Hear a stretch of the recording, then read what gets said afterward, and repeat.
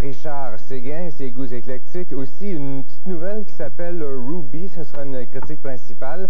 Dans les flashs, un coffret 25 ans de Juno. Aussi, un hommage à l'étiquette de disque Motown, Enya.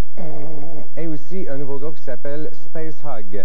Et pour commencer, wow! Ça, c'est idéal pour vos soirées romantiques à la maison avec un feu de foyer avec de la dynamite et de la nitroglycérine. Le nouveau Ministry qui s'appelle Filth Pig. C'est leur 6e album.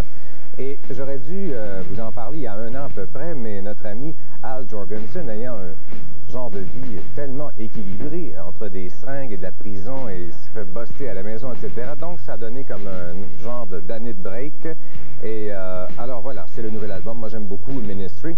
J'ai pas trouvé qu'il y avait de grandes trouvailles sur ce disque-là, mais c'est quand même très, très bon. C'est le style monocorde habituel de Ministry. Quand il attrape une riff, tu la massacre jusqu'à la fin, durant 6 minutes de temps, ce qui est bien agréable quand même. C'est un disque qui est moins techno. Fallait qu'ils fassent un petit virage sur celui-là. Ils l'ont fait.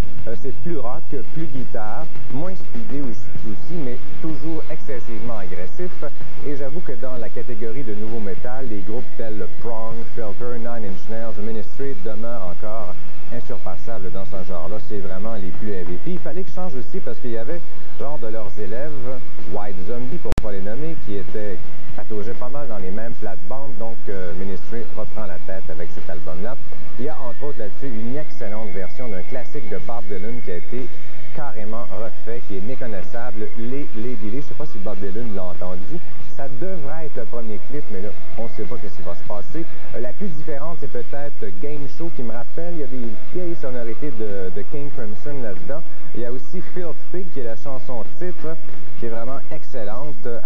Et à un moment donné, à 3-4 minutes, la chanson s'arrête. Il y a comme un break, un silence. Et là, il y a de l'harmonica. Et là, on a l'impression d'entendre du Led Zeppelin quasiment. Enfin, ils ont été repuisés dans le vieux métal, mais un petit peu. C'est très, très, très bien fait. Et n'achetez surtout pas le Super Maxi parce que les 3 tunes, il y en a juste une vraiment il y en a 2 en fait qu'on retrouve sur cet album-là, donc ça vaut pas vraiment la peine.